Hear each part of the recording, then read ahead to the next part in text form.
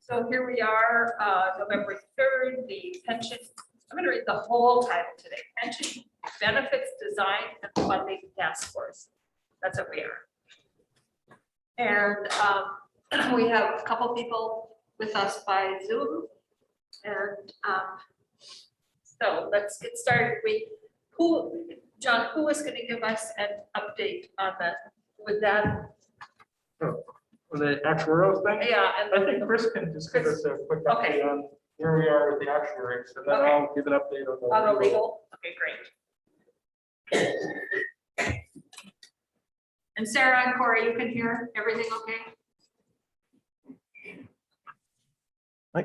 Good morning, everyone. For the record, Chris Roop, Joint Fiscal Office.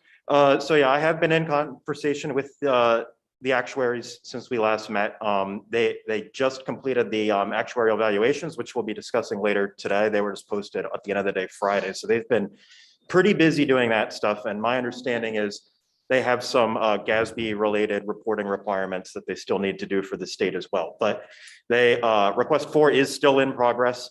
Unfortunately, we do not have results yet today because it is a pretty extensive request, and they were doing a lot of other work on these other responsibilities and obligations, which do take priority over our work. But right now, their time frame, even though we were hoping to have something to discuss today, unfortunately, it's going to take a little bit more time, and they're looking at the end of the week of the 15th. So that is my update on that. I'm not sure if anybody has any questions or if there's anything else you'd like me to cover, but. So what did you say that you would have this afternoon? And then Sarah has a question. You said we would be talking about something this afternoon. Oh, the actuarial valuations. I'm not sure if I said this afternoon later today, but yeah, Okay. what the treasurer is coming in to talk about Okay. and the slides before you, Yeah. that is what they've been hard at work preparing over the last couple Okay, weeks. great. Thank you. And what was the part that you said isn't? Request number 4 that we put forth, all the scenario modeling. Yeah. This is going to take them a couple more weeks. Sarah? So my question for Chris is if we need to make any refinements and ask for more information from the actuaries, what do you think do you have a prediction of what their turnaround time would be if we wanted to do another round with them? I expect their turnaround time would be much less if we go back to them and ask them to sort of take the model that they've already built, but maybe make a couple tweaks and say, all right, what happens if you apply this to that cohort of members instead? What if you do that?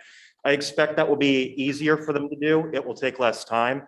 And we're also not going to be dealing with the constraints of the annual valuations happening at the same time. So, you know, I still would err on the side of at least a 2-week turnaround, sort of at a minimum, just to be reasonable, because it does take time not only to do the analysis, but to prepare the exhibits and have it all reviewed and signed off and everything else.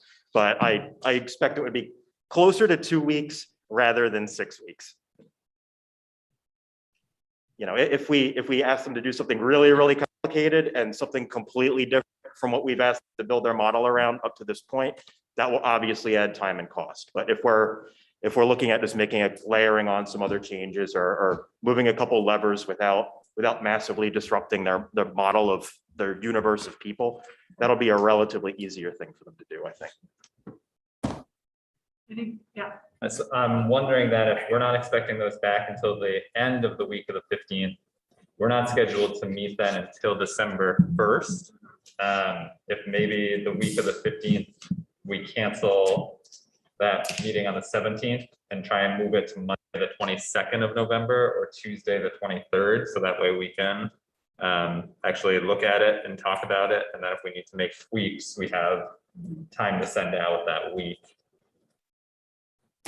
That works for me, that Tuesday. I don't know if it works for anybody else. I think that, no. I don't think I can. We have insurance that day that I'm helping to lead, but I could come in and out maybe via Zoom for parts of it. Talking about which day Either 23rd. of November? which is Tuesday.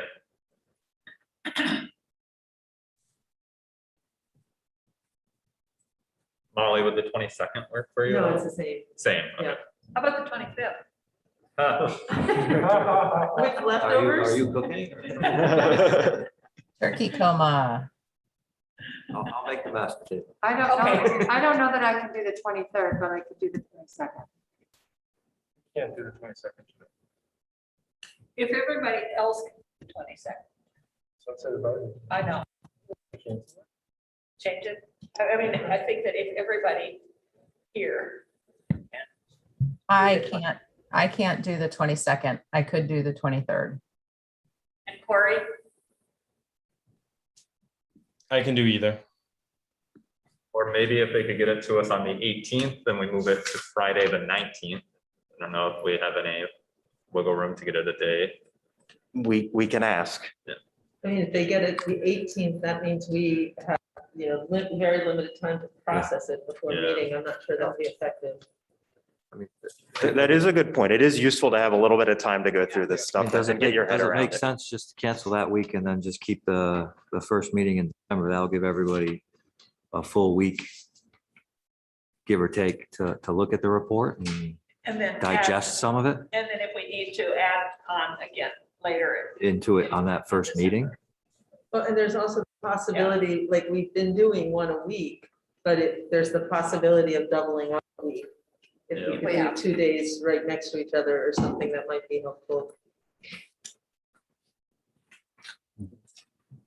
It sounds to me like we're not getting it till the end of the week of the 15th.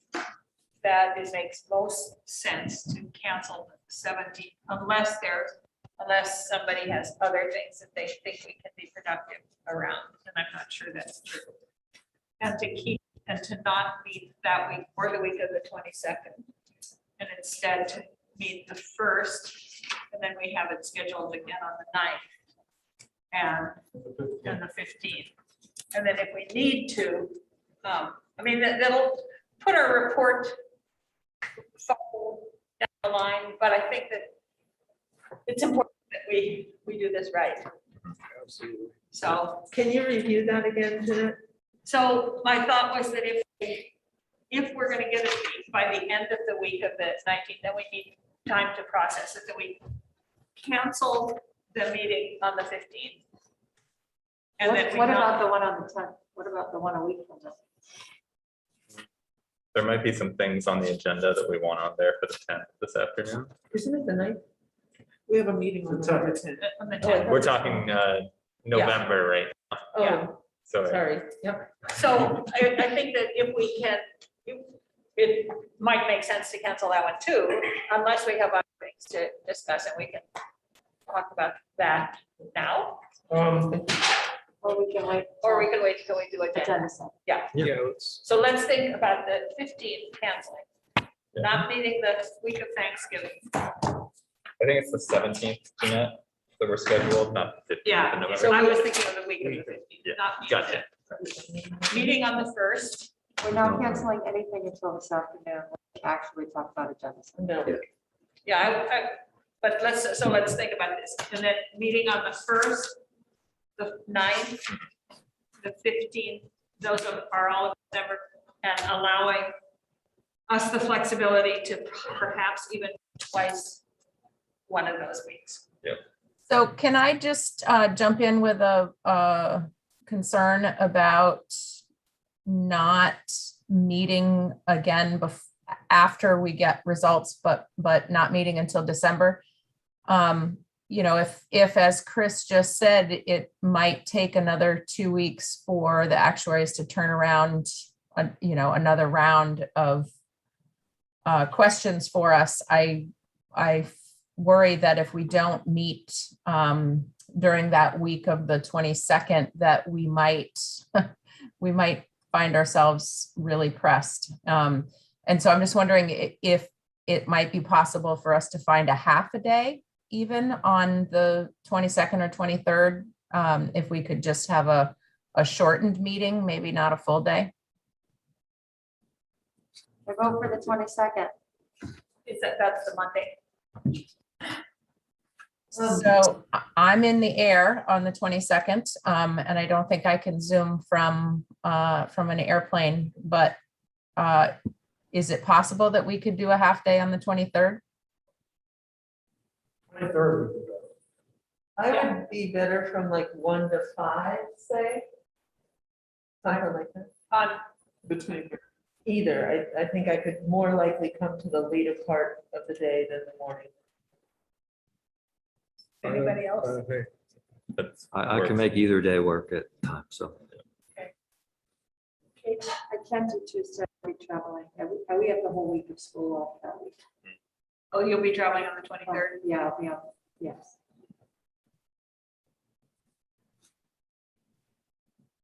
So the 22nd is better for you, Kate. Because we're not leaving until the 23rd, right?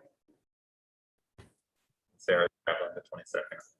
Okay, this is kind of outside the box, and I don't know why I'm suggesting it, because I'm exhausted at night, but could something like 5 to 9 work, Sarah, on that day? for you? Or does anybody, is that like, no, that's a crazy idea, Molly? I mean, it is a crazy idea, but What day, the 22nd or 23rd? the day that Sarah's flying and Kate is not yet. 22nd.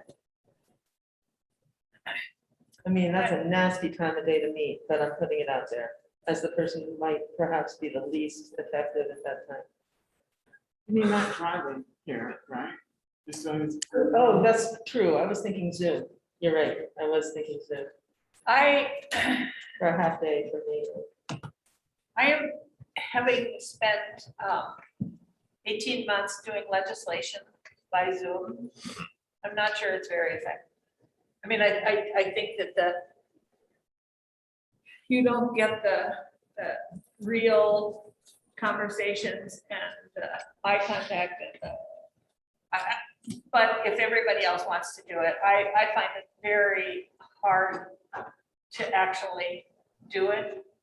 And the other thing that, well, I won't go there, but I just find it difficult to do Zoom.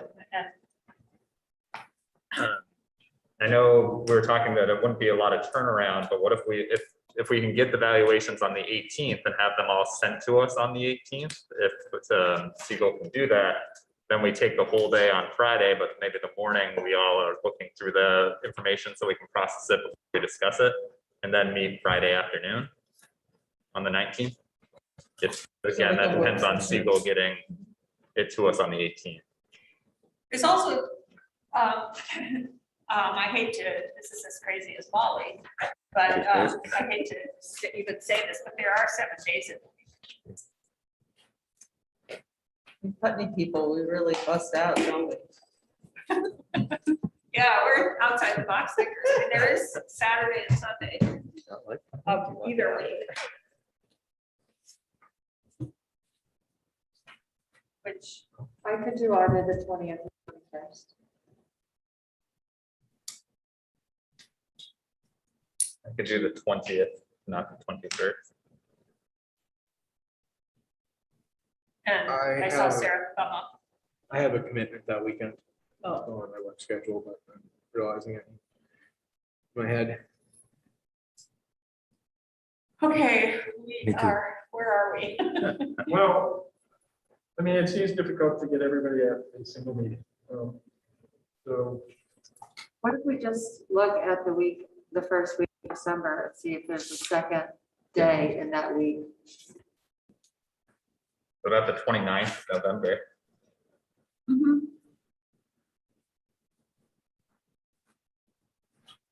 I can do any of those. I also can make any of those work. I'd have to change some things, but I can do that. I'm just wondering about driving. Is there any way to do the 30th instead and be able to stay overnight or something? Kate, I'm counting on your house. You got it. Yeah, or the second. Oh, that's true. Or the second, yeah. Anybody have any thoughts on that one? I can be flexible in that week. I'm just thinking it doesn't necessarily, hearing Sarah's concern about the timing, I mean, that is a week. That is the next week. Doesn't sound like Jeanette is too, as concerned about time. You seem to It seems when you talk that it's already okay that we're gonna miss our first deadline. And Oh, then- I'm not concerned about the report, the time of that, of the report. I am concerned about the same time that Sarah is about a second round for the actuaries. Yeah, but I'm not concerned about the report time. You're right. But are the actuaries really gonna be working much the week of the 22nd of November? I mean, it seems to me they're doing this. Actuaries work all the time. They're gonna work right 24/7. through Thanksgiving, and that time will really be effective. Like, I just wonder if we're talking about that time and it's actually not work time so much anyway. My guess is they will. I have no Depends on idea. whether they're traveling. I would not make a whole lot of assumptions that people are gonna be available to jump over the holidays. I mean, people make their plans, and I think we all need to be kind of respectful of that. So what is your suggestion here, Chris? Do you have Unfortunately, one? I don't have any good ones other than I will show up wherever you ask me to. So, I mean, it's a question.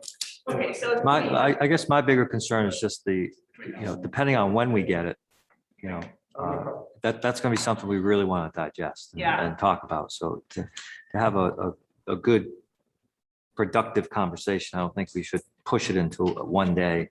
If we get it on the 18th, we push it to the 19th. And, I think that's certainly something we all want to sit down, get a chance to really look at and have a productive conversation around. I So, think you're right. This is the big thing. It's a So good point. we've ruled out the 19th, 20th, and 21st. Okay. The 22nd, 23rd, 22nd might work in the evening, but if you're suggesting it would be Zoom. I just think for me, the only way I can participate is Zoom. I'm not gonna try to control what anybody else does. I could be here in person on the 22nd.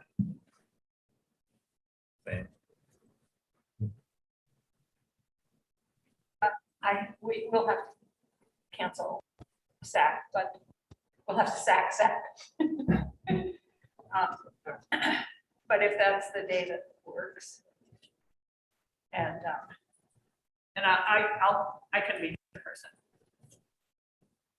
I'm not available, but I'm not a voting member, but I can find someone to cover for.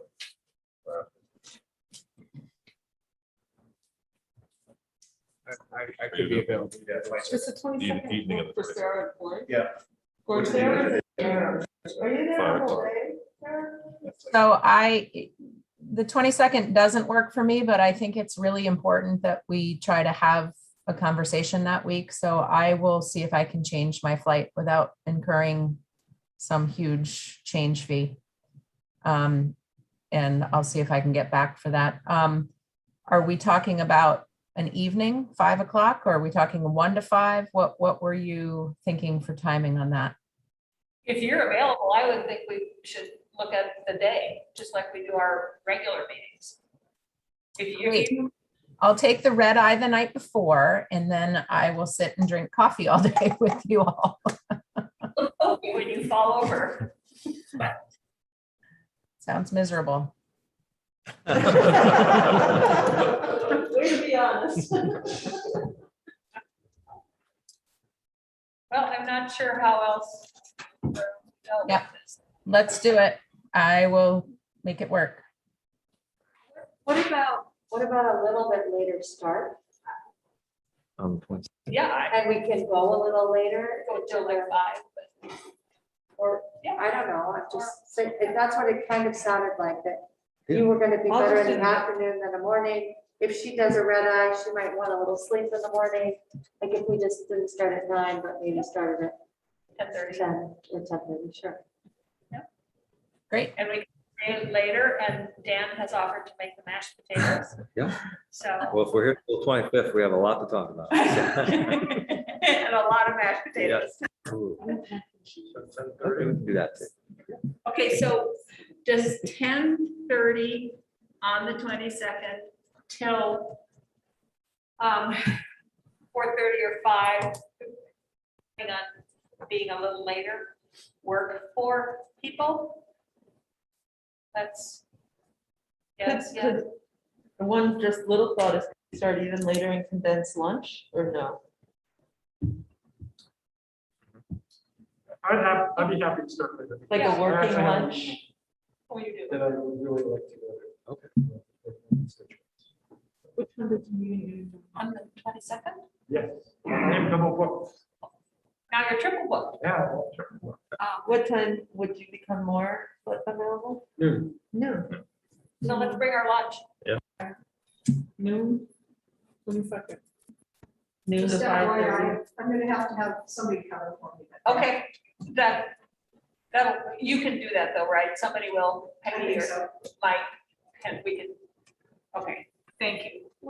That would be in person and Zoom or just Zoom? No, in person. Okay. So if we're, So it's just like it's With Molly zooming. Well, And maybe Sarah, probably Sarah, if she can change her plate.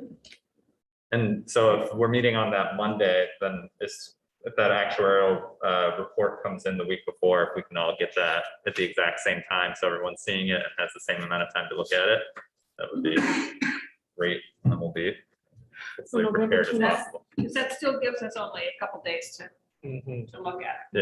November 22nd, noon to 5, is that what we said on? I think that sounds With, perfect. without like lunch or dinner break, we're just those 5 hours. Yeah, bring your sandwich if you need to, or, Is there somebody who can email Peter Fagan about that? Is he the only one missing right now? And you, no, that's fine. we'll make sure. Yeah. So we're definitely canceling the 17th of November. Yes. That's my understanding.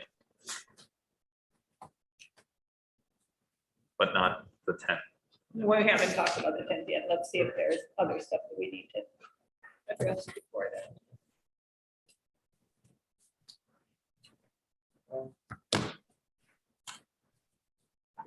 That work? Yeah, no, I mean, that's, we can't send the 17th. Are you suggesting we don't do that yet? I, Because we can do that this afternoon. I think we should do it this afternoon, because Okay. I think we should think about All right, what we can get done. What are we doing this afternoon? I missed. To do the actual agenda setting, Okay, and then decide whether we Yeah. should, whether we cancel the Revisit. 10th, cancel the 17th. all right, good idea. Because I think we can think about what we should build into the agenda for one of those 2 days. Yeah. Okay, oh, that's some work. well, I think it's pretty impressive that with 13 people, that almost everybody has been here at almost every meeting. And that, for the number of meetings we've had, I think that's pretty impressive. It speaks to a lack of commitment that to the issue. So. Okay. So do we want to think here a little bit about what happened at the public hearing? Want to review that at all? Put that on the agenda or? Yeah.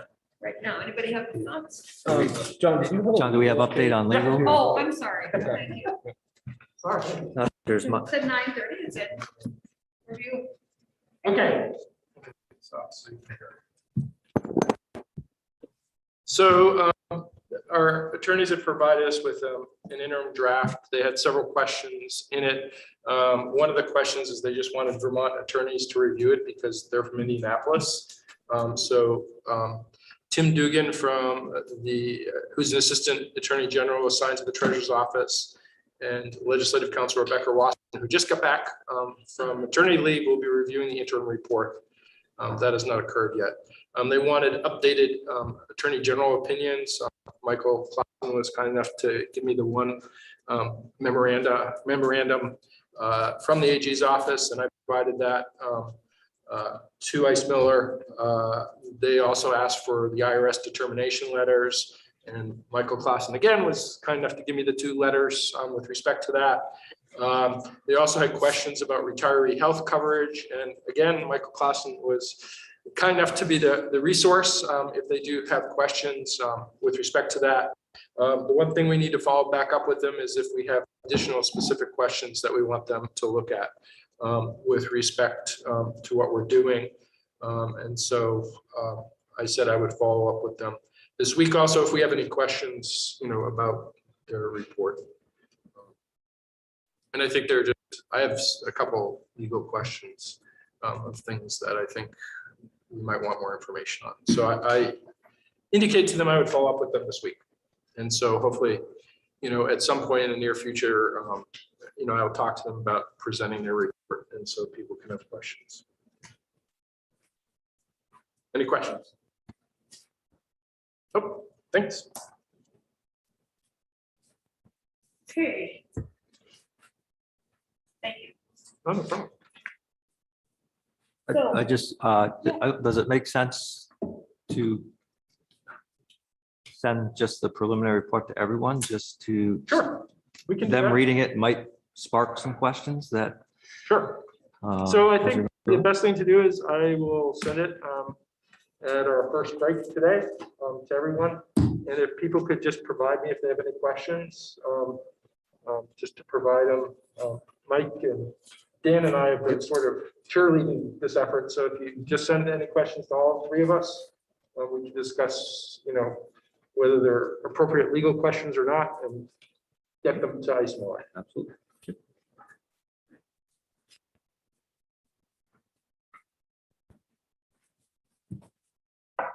All right. Anything else before we, that I forgot? No. Before we jump to the public hearing, how we think that went and what happened and. Okay, anybody want to start out? Andrew?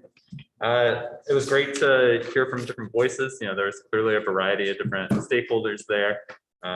Speaking, a lot of the things that I heard were people, one, being grateful that the task force has been enacted and appreciative of all the work going on. Two, understanding that looking at the pension is an important thing to do. And three, I heard lots of people talking about offering solutions of the one-time funds, revenue, possible employee contributions in a progressive manner too. I heard from somebody. I felt like I heard very clearly that cuts to COLA was something that people were not interested in at all, nor was the forced to work longer something that people were interested in. And there's one other piece. I can't remember. I'm missing it now. There's one other piece that stood out. Now I'm trying to recall what it was. Comes back to me, I'll let you know. Oh, I think what I heard as a general theme was that the pension is an important part of the overall compensation for recruitment and retention. And I didn't realize, because usually I'm only listening to teachers, I didn't realize how widespread, I know how widespread the teacher shortage is right now, but I didn't understand how widespread the overall workforce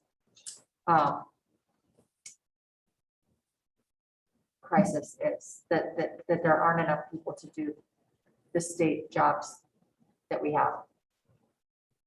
And I'm concerned that when we make these changes, that things could get worse. What was that last part? Then I'm concerned that if and when changes are made, that things could get worse in terms of the, in terms of the retention, for sure. But we already know that there are a lot of teachers who are at or beyond retirement age, and this could move them to make their decisions sooner than we would hope them to do.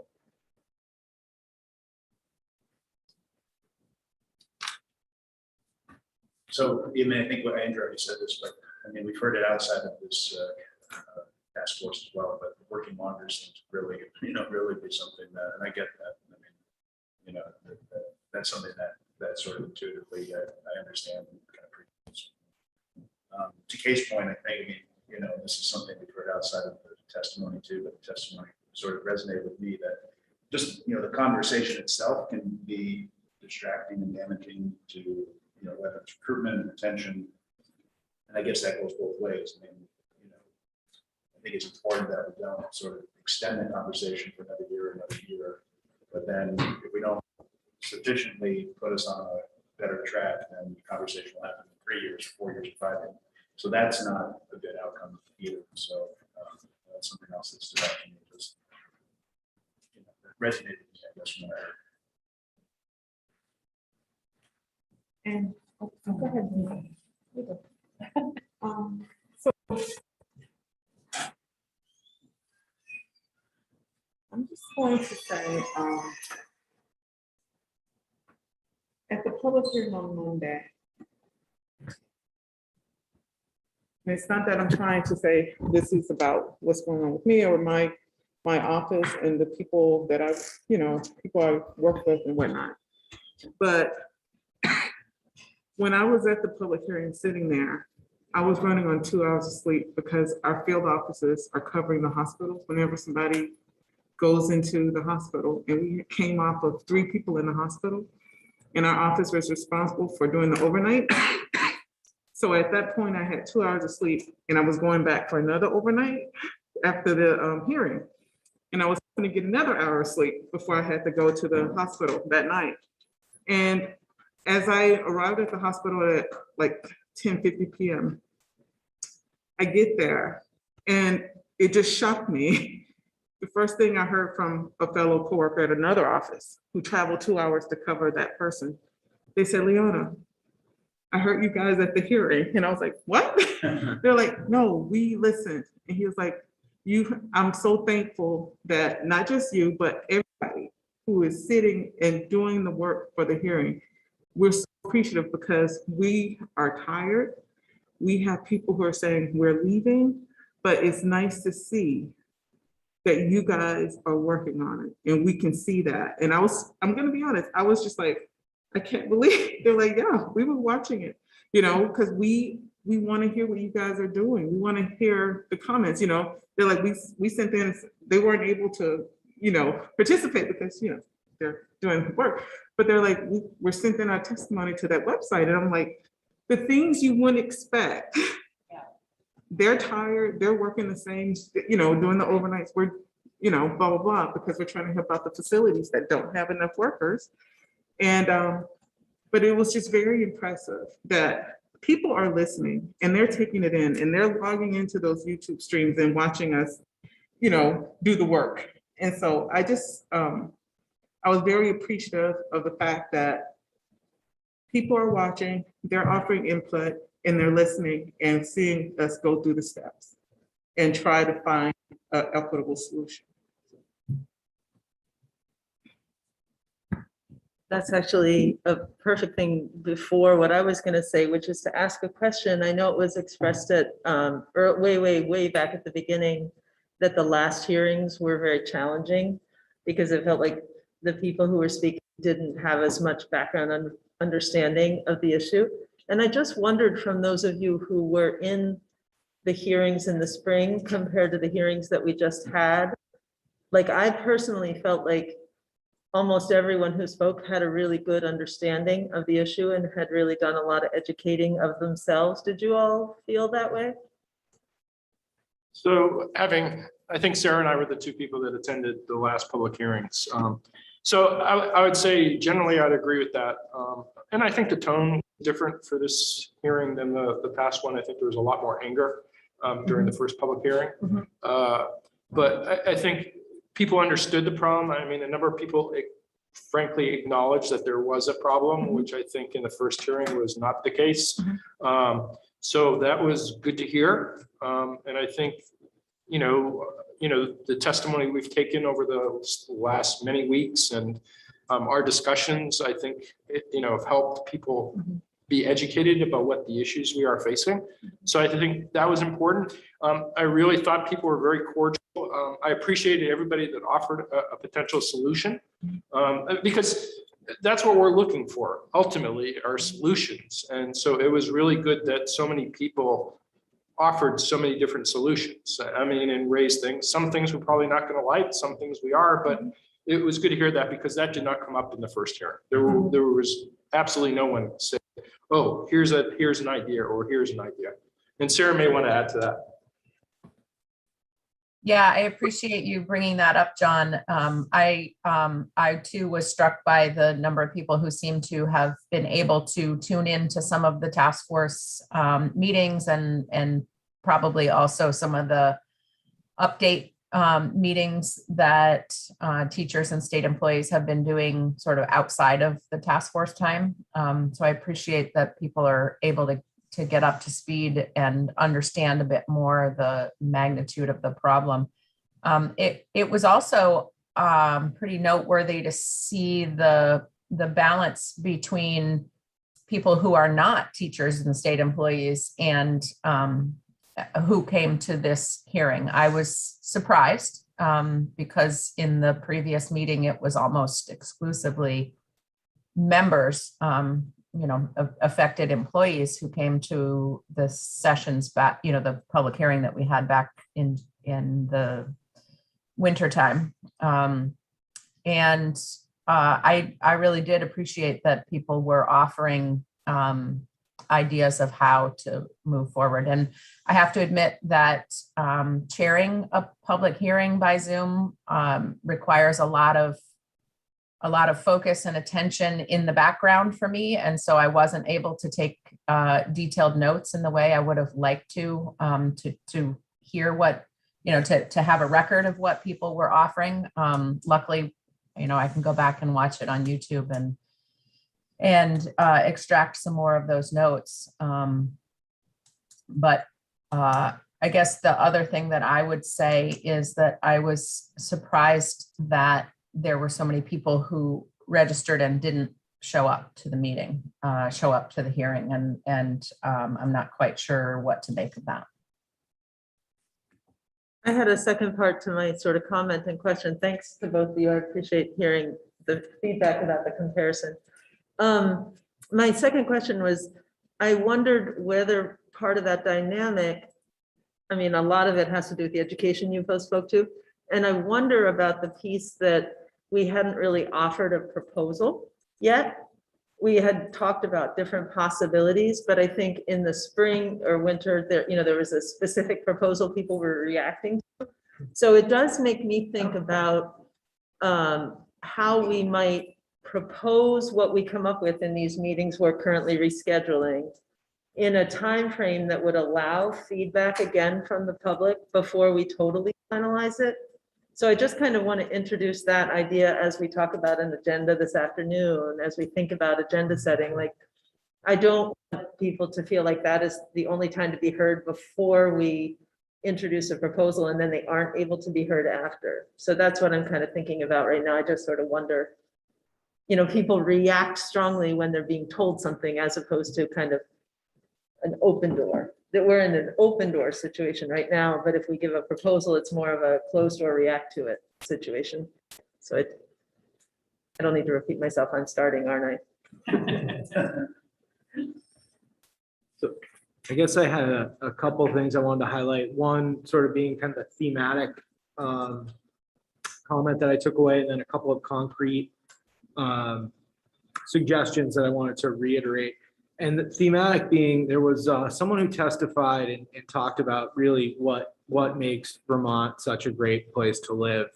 And as a state, we've wrestled with our demographic challenges for some time, and we have an opportunity in front of us with a more remote work landscape. And in addition to money to accomplish our vision, we need talented people to implement that policy. And these dollars really are investments in the people that make Vermont a desirable place to live. So that really struck me. Someone really put that much more eloquently than I just did. But that was a comment that really struck me. And there was another commenter who expressed a desire to have whatever the effects of a proposal we put forth be evaluated on what it means for an employee on the 25th percentile, 50th percentile, and 75th percentile salary levels. And, you know, I do think that, you know, we have a responsibility to really evaluate any potential impacts associated with the proposals we put forth. So I think that's a good suggestion to really put it in personal terms for folks. And then there was another suggestion that maybe a proposal include triggers that when the plan is hit certain financial benchmarks, that maybe some of the proposals are revisited or rolled back. And I think that's worth keeping in mind. Yeah, the concrete piece, I believe it was a person named Amy who talked about the 25th, 50th, and 75th percentile. I think I also heard her talk about asking for what that would look like for different ages in addition to the salary, and also length of service, and having that kind of all three of those pieces you recognize. And I thought that was a great idea to show to people so people can kind of see where they closely align in the direct impact. She talked so fast, it was hard to Yeah, write what she was saying. really speedy. Sarah, I really appreciated how fast she talked. She got a lot of information in her 2 minutes. Andrew, were you done? Because I wanted to jump back to something Eric said, but I don't want to interrupt you because I can't see you very well. I'm done. Okay. Eric, I appreciate you bringing up that point about proposing changes that might be able to be phased back when the system is in a healthier state. And I guess that just really brings front and center to me that the report that we see back from the actuaries needs to be able to show that we have slowed the rate of growth of our unfunded liability, right? If we can get to a point where the scenarios that we are running with the actuary are showing that they will slow the growth in unfunded pension liability, then I think that's the sweet spot that that we're really aiming for. And I think it's a great idea to aim for that sweet spot so that we can then say, great, you know, when the funds get, you know, when we've stemmed the bleeding and now we can start the healing or the growth in the fund, then, you know, then maybe some of the changes in the system can be reversed. So thank you for pointing that out.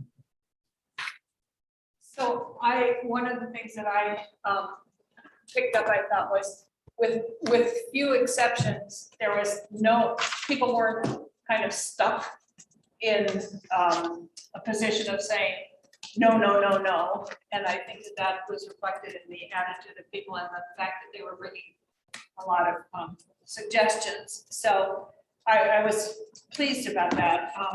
The one thing that I picked up from a number of people was this idea of balance and risk sharing. And I thought that was an important point that was brought up by a number of people in different ways.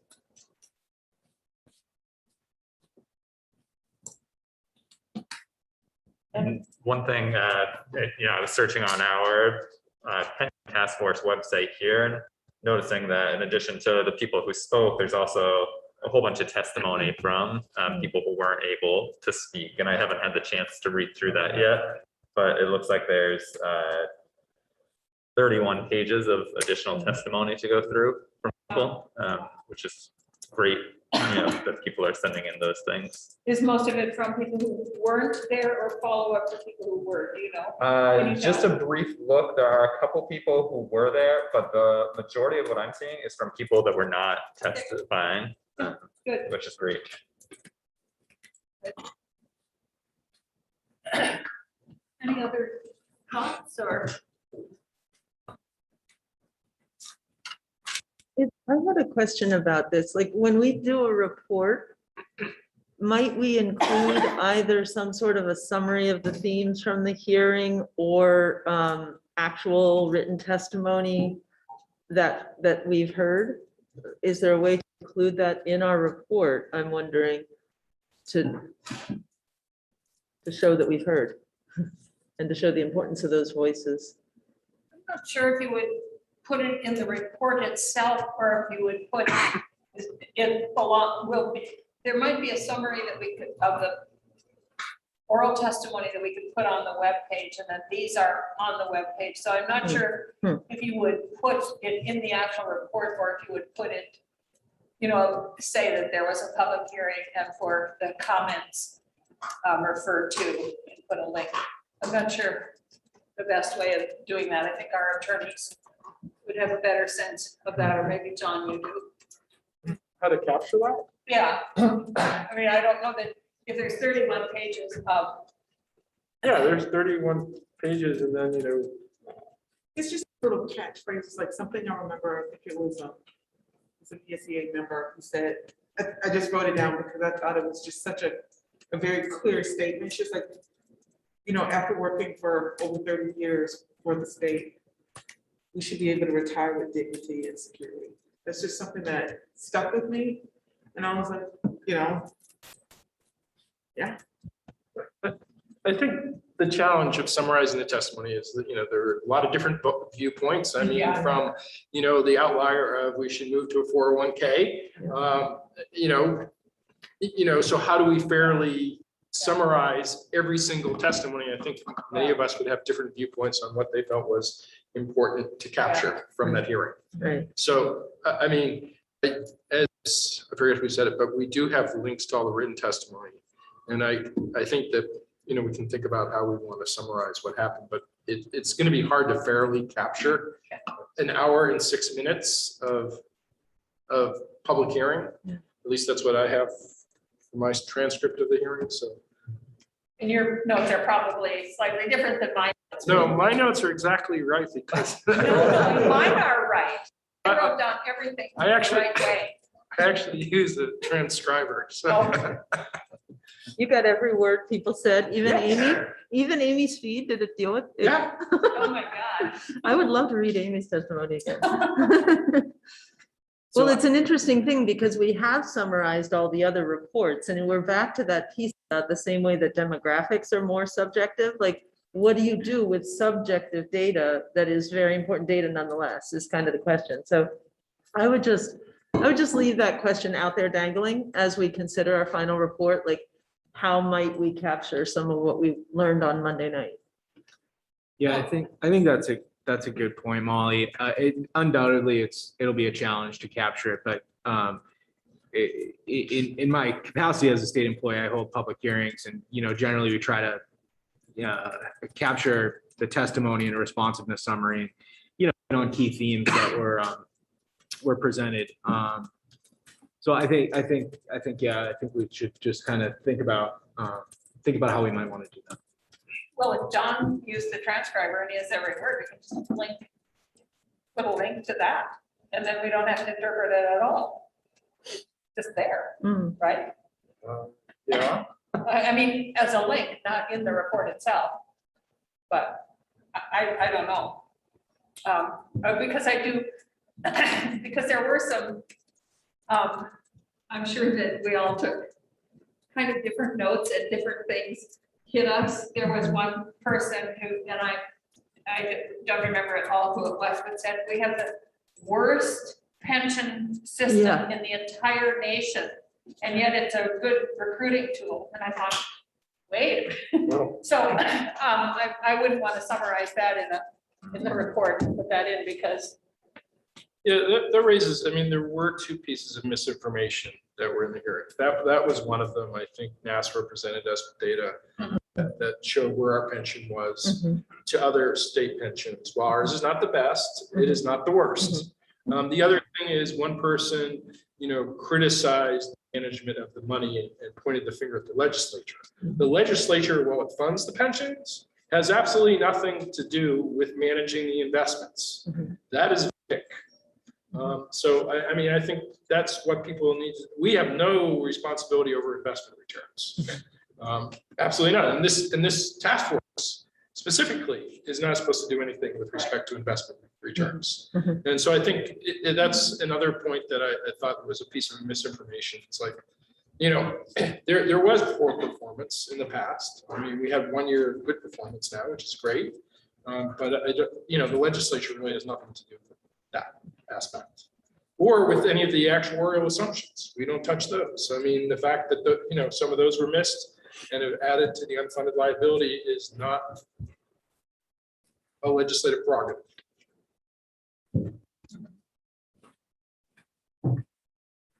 Yeah, I think that was a fair point. I think, you know, there's definitely still are some misconceptions out there. It seemed like there were a lot less than spring, which was good.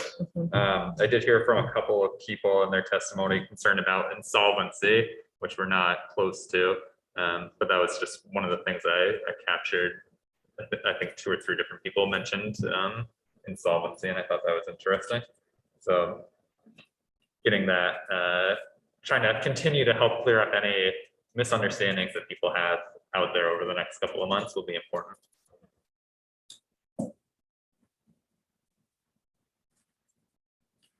I'm not sure we'll ever clear it up for everybody. Right. Because oftentimes, and I know this for myself, if I get a tape in my head, it sometimes plays over and over no matter what somebody tells me. Right. So, but I think that most of the people that were testifying, I felt had a good understanding of the issues. And some of them had clearly read the interim report. And so I think that, and I wasn't at the spring public hearing, so I can't compare it at all, but I think that from what I heard, this was a very different data.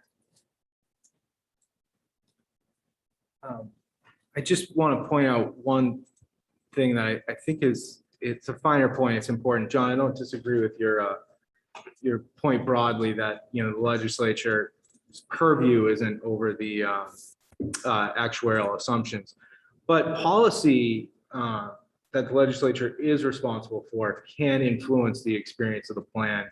For example, retirement and early retirement incentives.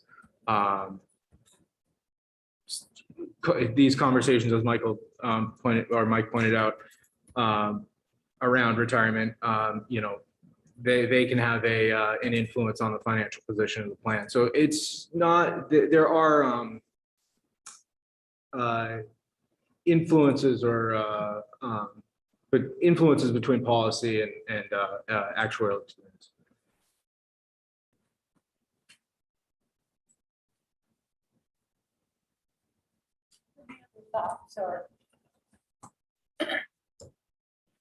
I just want to, I share a lot of people's comments. So I just want to raise a couple of things that other people haven't mentioned yet that I caught in my notes. I mean, one person did say fix the pension first and then OPEB. And there was another person that said fix the subsidization issue, which is, you know, we did the actuarial study on that.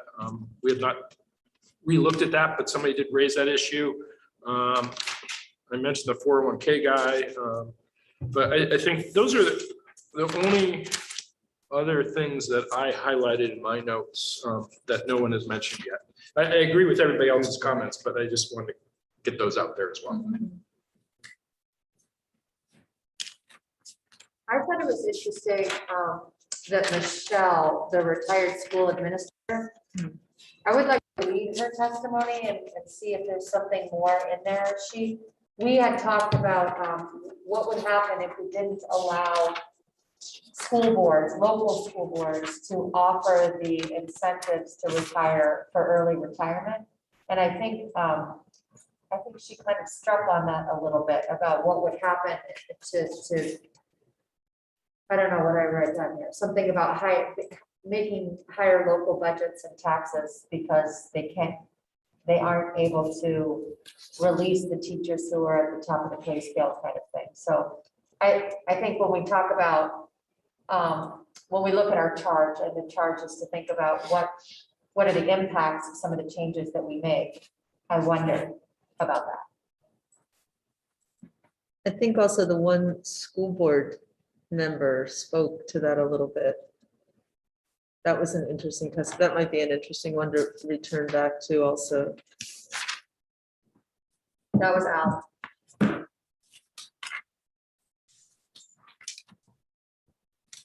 Briefly reading through some of the written testimony, and there's a lot of interesting things in there. I think it's well worth our time to really look carefully at all of those. And maybe consider some reading time this afternoon. I know our afternoon looks a little light. Maybe just seeing if there's other themes or pieces that come out from this written testimony, and knowing that people took the time to write and submit it, that we all honor that. It might make sense to also revisit this as we think about agenda planning later, include a space on a future agenda to reflect on some of the written testimony.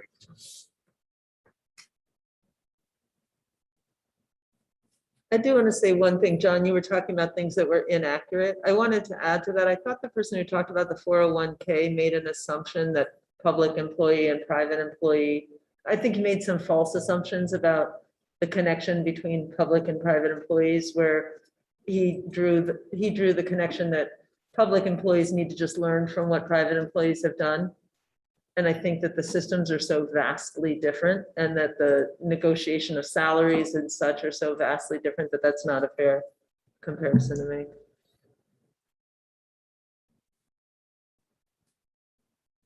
So I think would be really interesting to, and I intend to do this, to go through the notes that I have and then through the written testimony and write down the actual suggestions that people had for, because some people had, I thought, pretty clear suggestions for things that should happen and shouldn't happen. And age was one of them, as Mike pointed out. But so that we can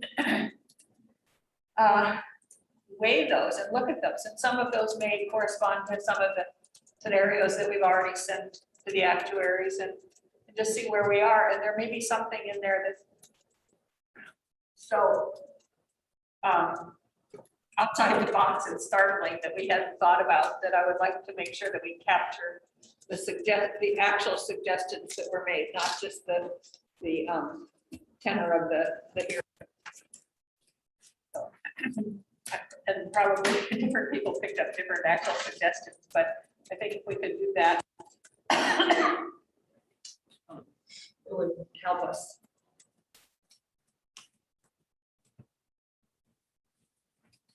I think that's a great suggestion, Jeanette. As we think about how to capture this hearing, maybe that's how we do it, is capture the suggestions. And even if it's, move to a 401k plan, it's captured. And, some of the other concrete suggestions are captured as well. Could be an option. Yeah, and it doesn't necessarily say that because somebody suggested that there's great support out there for it, Right. but at least we should capture those actual suggestions.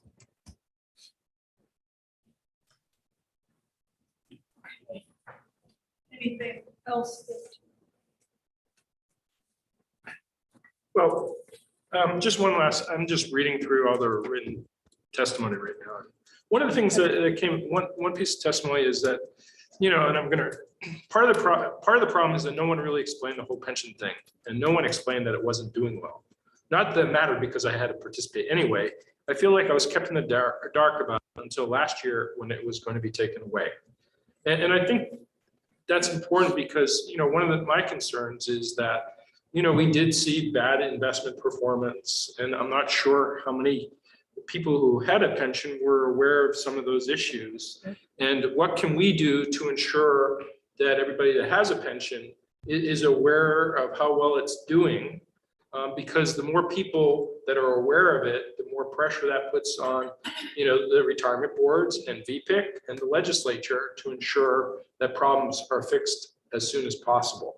Because as we've learned, if we fix this problem back in 2009, when the Retirement Commission met, it would have been a lot less expensive to fix than it is going to be today.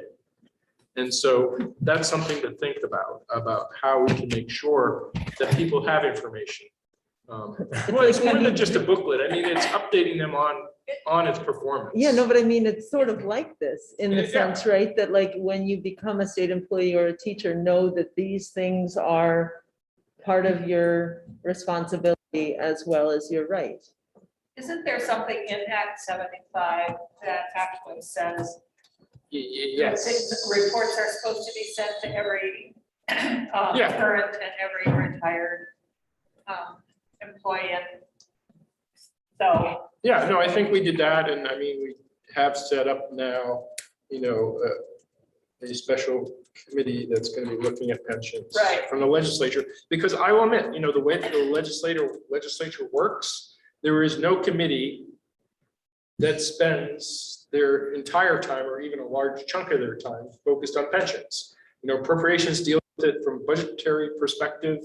GovOps deals with it periodically, but there's no one that's saying, hey, let's take a look at this. There's no report we get on an annual, we get a report from the treasurer, but there's no one highlighting, hey, you really need to take a look at this. And I think, that is something that we should ensure is fixed, because, I don't want whoever's sitting here 10 years from now to have to face the same problems that we're going through, because they're very uncomfortable. I know we're not making a lot of people happy. And so any way to avoid problems, I think, is as important as solving our current problems. well, hopefully the oversight committee will take their responsibility Seriously, seriously. I hope so too. And because we have a judicial oversight committee, and we have child welfare oversight committee, and we have a bunch of oversight committees, and we just set up in Act 75, the retirement pension system oversight committee. I was very pleased to see that. I think that will be a good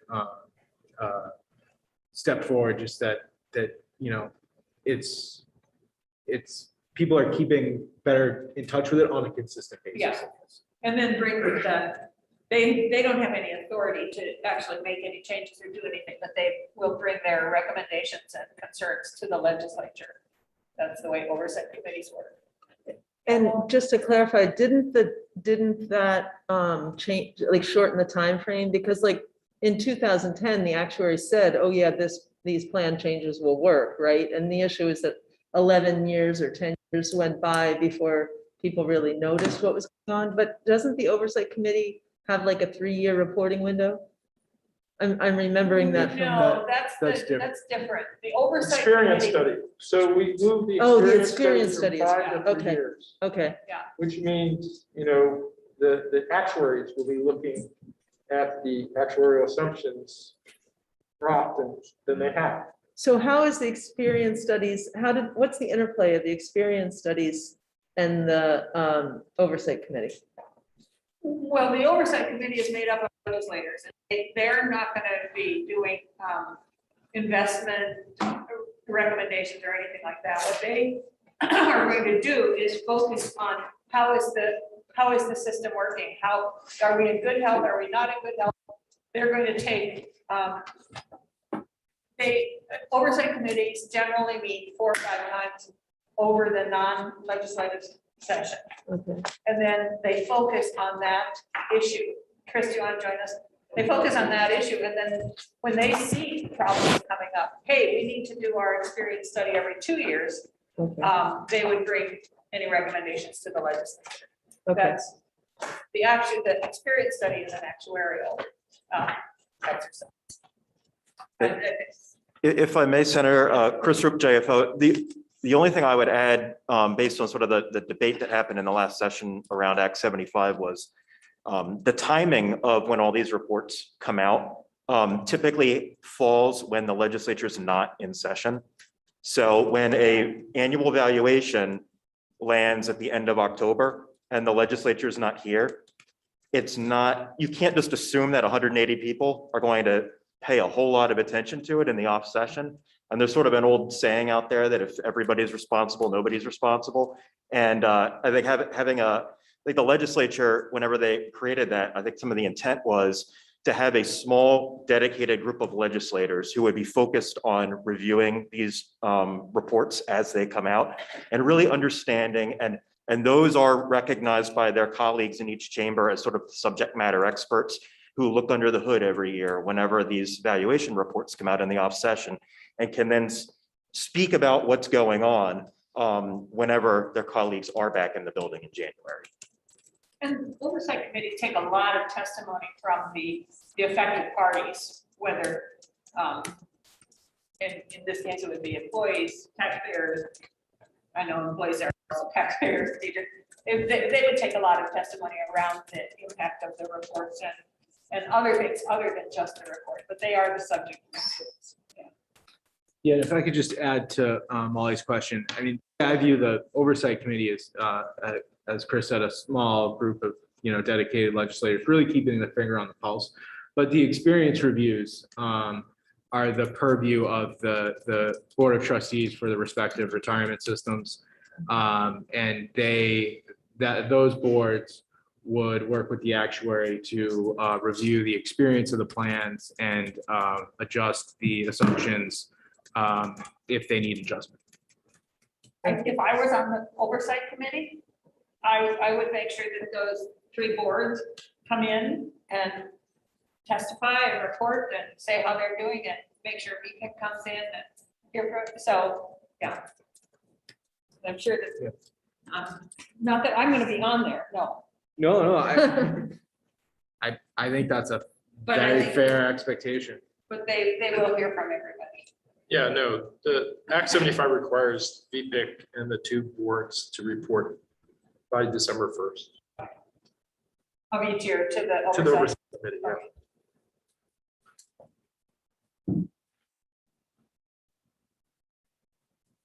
So anything else pop up, either reading the testimony or I don't have.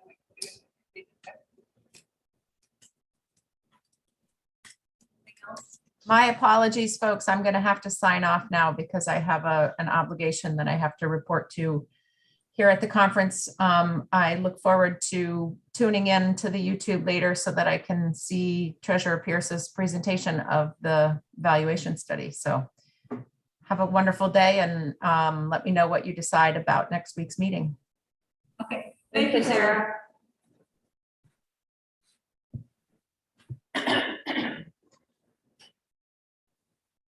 Okay.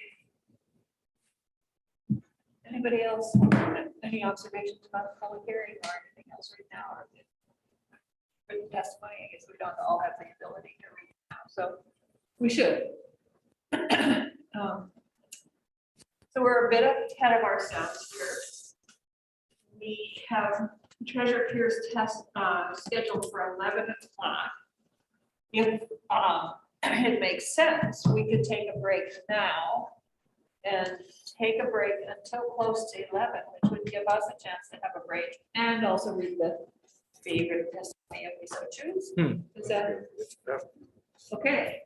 All right, so what time shall we come back? About 7 minutes before 11. That'll give us time to. 5 Are you gonna hold us to that? To get us. What about 7.5? Sure. About 7.5 minutes before, just to give us time to regroup before